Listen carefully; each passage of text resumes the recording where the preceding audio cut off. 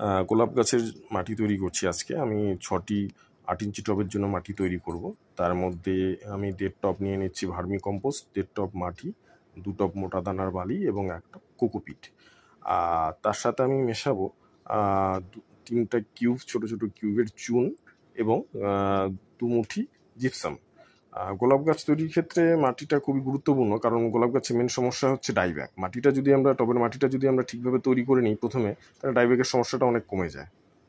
এভাবে দেখুন আমি চুন দিচ্ছি, এই চুন দিচ্ছি। এরপর আমি জিপসাম দিচ্ছি, 2 মুঠো জিপসাম।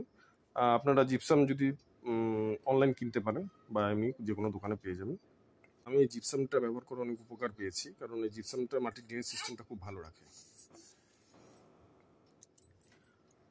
আমি আজকে দেখুন আমি এখন মিক্সিং করছি এই 3টে জিনিস, মোটা দানার বালি, কোকোপিট এবং জিপসাম চুন তো আগেই দিয়ে নিয়েছি। খুব ভালোভাবে 3টে জিনিস মেশাতে হবে।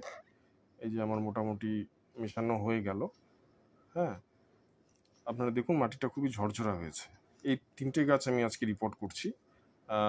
একটা হচ্ছে জুমেলিয়া, একটা সোলারি এবং একটা হচ্ছে বোড়া বোড়া। আপনাদের এই ইনফরমেশনগুলো ভালো লাগলে ভিডিওটি লাইক করে চ্যানেলটি অবশ্যই সাবস্ক্রাইব করে রাখবেন।